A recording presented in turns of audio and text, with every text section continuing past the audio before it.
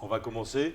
Merci pour vous intéresser à ce sujet, à ce petit colloque qu'on a organisé un peu de manière pardon, excusez-moi. On a organisé ce colloque sans grande anticipation. On l'a annoncé il y a un mois et demi ou 2 mois. C'est l'actualité qui le veut. L'actualité, vous avez tous vu la question de Libra, vous avez tous vu des questions de technologie bancaire, des développements des moyens de paiement divers et variés, et puis la discussion autour de la monnaie digitale de Banque centrale qui a aussi sa place dans cet ensemble de questionnements qui a été accéléré, qui a été propulsé un peu au devant de la scène par l'annonce de cette intention de Libra sur lequel on aura l'occasion de parler aujourd'hui. Donc Libra, monnaie privée, système de paiement privé, quelque chose de totalement non anticipé et non prévu, vient bouleverser, vient jouer dans la cour des banques centrales, d'où la question que dans le titre de ce programme, la Libra sonne-t-elle le glas des banques centrales? Point d'interrogation bien sûr, nous sommes à l'université, on n'est pas dans la faculté des sciences divinatoires, on essaye de toucher la réalité dans la mesure du possible et d'essayer de comprendre ce qu'elle nous promet, mais c'est toujours des réponses à des questions avec des réserves et avec des hypothèses qu'il nous s'agit d'expliciter. Nous avons une courte après-midi devant nous, nous avons 2 heures, et je remercie d'emblée Paul Coudray qui a bien voulu accepter d'animer et de conduire la deuxième partie de l'après-midi, la partie discussion. Dans la première partie, nous avons 5 rapides présentations pour planter le décor et à partir de là, la discussion pourra surgir et j'espère qu'elle sera profonde et éclairante pour chacun d'entre nous. Donc, je m'appelle Paul Dembinski, je suis professeur ici à l'Université de Fribourg, je suis aussi directeur de l'Observatoire de la finance. Je vais commencer tout à l'heure pour vous partager quelques réflexions déjà anciennes sur l'éclatement de la monnaie. Prendra le relais mon collègue et ami Sergio Rossi, professeur aussi ici, le spécialiste de la monnaie, des systèmes de paiement et des finances du point de vue macroéconomique. Ensuite, nous avons la joie d'accueillir notre collègue Cédric Thiel de l'Institut des hautes études internationales et du développement, qui est très intéressé et spécialisé dans les questions de monnaie de Banque centrale, et il a une fonction à la Banque nationale aussi, au Conseil de la Banque nationale. Donc je pense qu'il y a un regard particulièrement aiguisé, particulièrement aigu et pénétrant sur les potentialités, les défis et les questions que cette actualité, avec le sous-titre Libra, nous sert. Nous allons ensuite avoir Virgile Perret, docteur Virgile Perret, qui collabore avec moi à l'Observatoire de la finance et qui a récemment rédigé un rapport, je pense qu'il peut être circulé, un rapport sur la monnaie digitale de Banque centrale.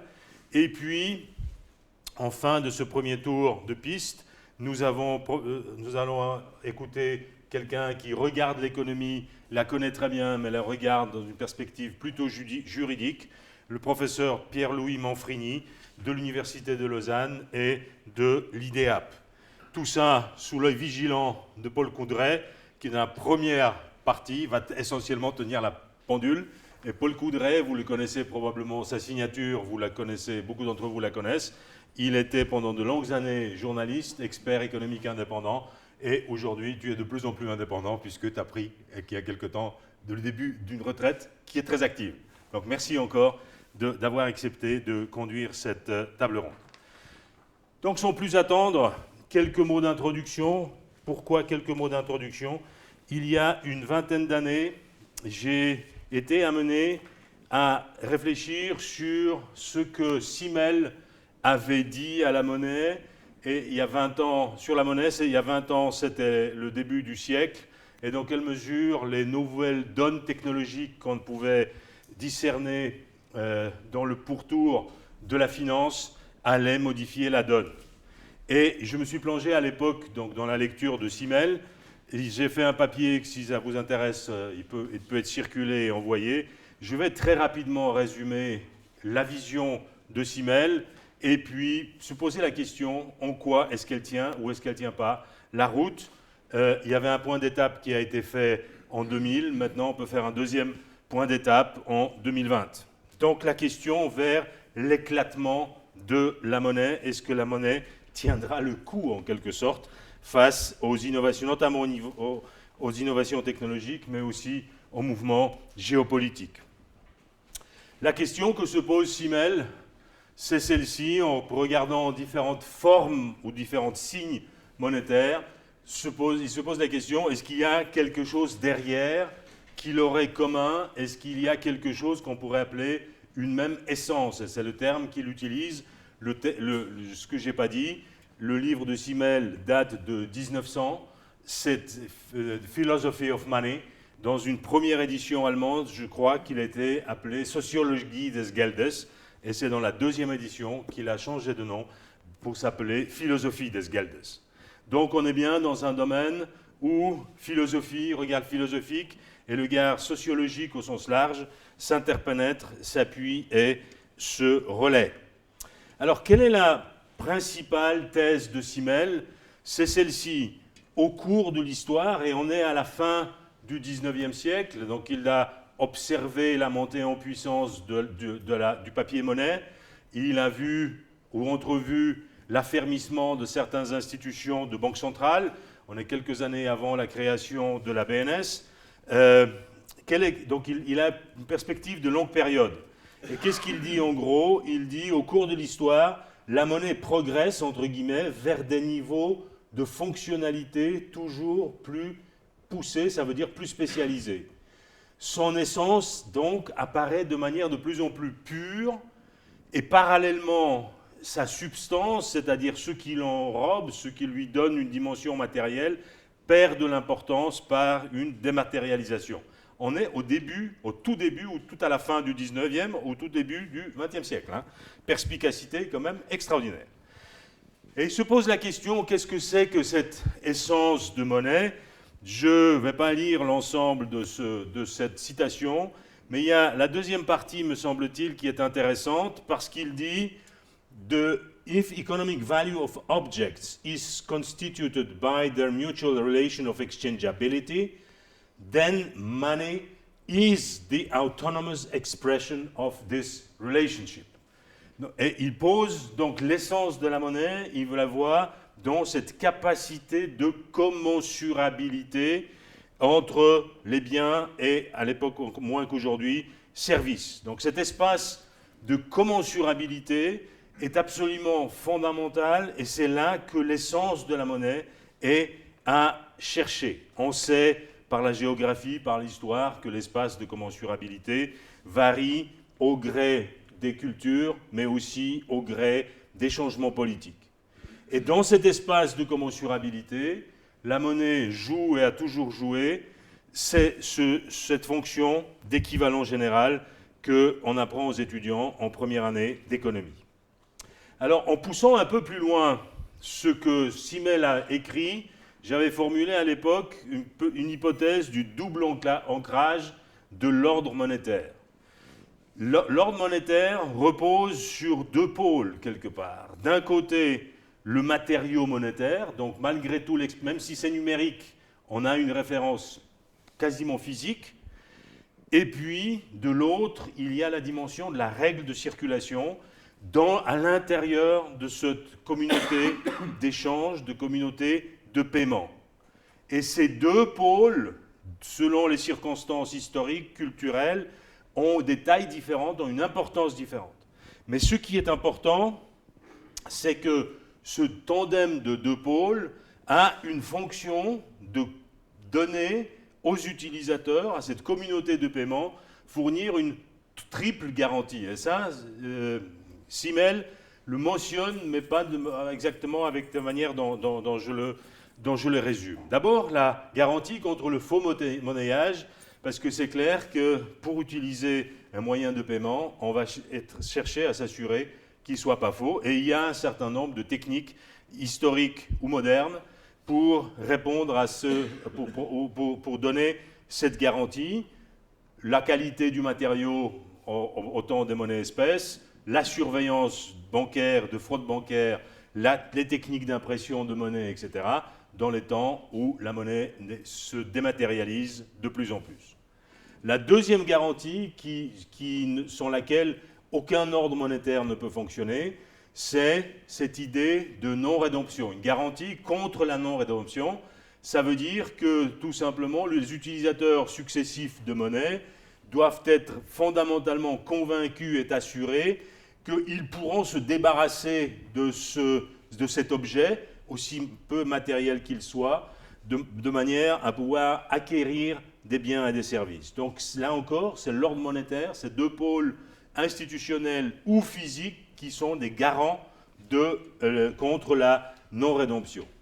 Et puis finalement, le troisième élément de garantie, troisième dimension de garantie, c'est la garantie de la pérennité, de la valeur. Alors encore une fois, aussi longtemps qu'il y avait du matériau, on parlait de la teneur or, on partait de l'idée que c'était quelque chose d'extra-économique et qui allait avoir une vie éternelle. Depuis 1971, les choses ont un peu changé et on a déplacé le spectre vers la lutte contre l'inflation. Alors,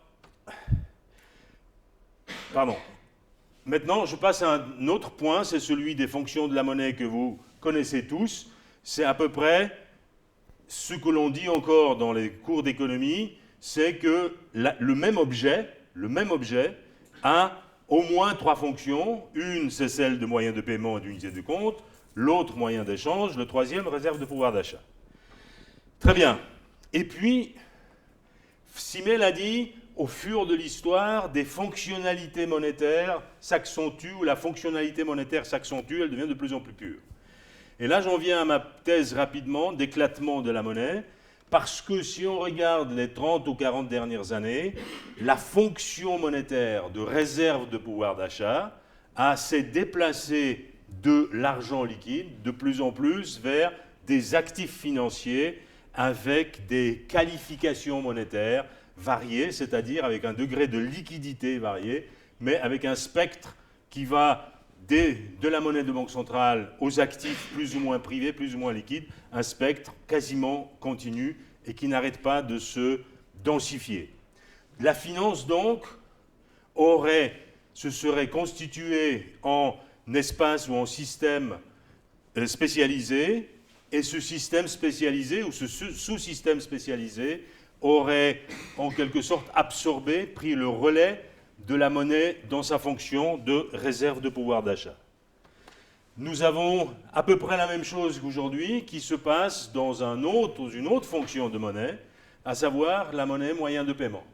Avec pas seulement l'IMRA, mais avec les paiements privés, avec les cartes bancaires, avec les cartes de crédit, il y a un déplacement fantastique de l'activité du cash vers l'électronique, vers des unités de quasi-monnaie, puisque nous savons tous que quand nous effectuons un paiement avec n'importe quelle carte, ce n'est pas du franc suisse ou du dollar que nous touchons, mais nous le touchons un peu emballé dans le risque qui est propre à celui qui va nous fournir la prestation de paiement, que ce soit la monnaie UBS, que ce soit la monnaie Banque cantonale de Fribourg, que ce soit la monnaie Master ou que ce soit la monnaie Visa. C'est de la quasi-monnaie. C'est très proche, mais on a vu au moment de la dernière crise qu'il y avait un certain nombre de fissures qui sont apparues entre monnaie et puis quasi-monnaie.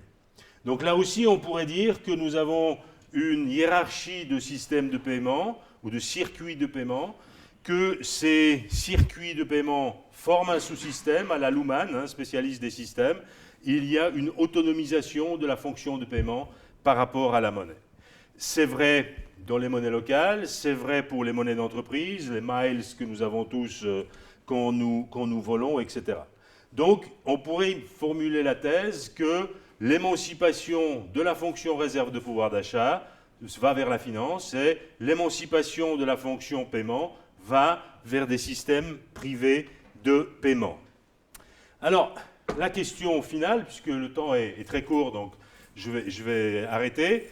La question que nous avons à envisager, pas nécessairement à répondre, mais peut-être garder présent à l'esprit, c'est est-ce que la monnaie en tant qu'objet, en tant que quelque chose de cohérent, en perdant ses différentes plumes, ses différentes fonctionnalités au profit des sous-systèmes spécialisés, est-ce qu'elle est menacée dans son essence?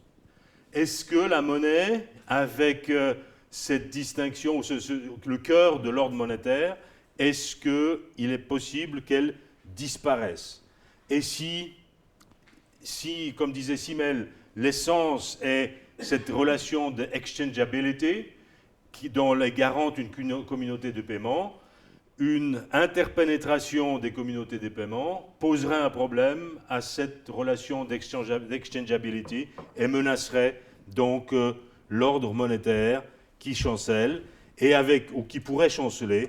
Et cela pose la question du rôle de la Banque centrale qui jusque-là était en bonne partie fournisseur de moyens de paiement à l'économie, de monnaie pour les besoins de l'économie, et qui, si cette hypothèse est vraie, deviendra de plus en plus uniquement un régulateur, un surveillant de sous-systèmes qui peuvent se multiplier quasiment à l'infini, avec chacun de ces systèmes ayant une qualification monétaire qui, ça ne sera pas de la monnaie, ça sera des éléments, des composantes de la monnaie, mais ça ne sera plus la monnaie pure, la monnaie dont Simmel cherchait l'essence. Donc il se peut que Simmel ait vu juste jusqu'à un certain point, mais peut-être aujourd'hui, on est à un virage et se passe quelque chose qu'il n'a pas anticipé, c'est-à-dire on a affaire à un éclatement de la monnaie et la destruction, quelque part, de ce qu'il cherchait, c'est-à-dire cette essence monétaire. Je vous remercie.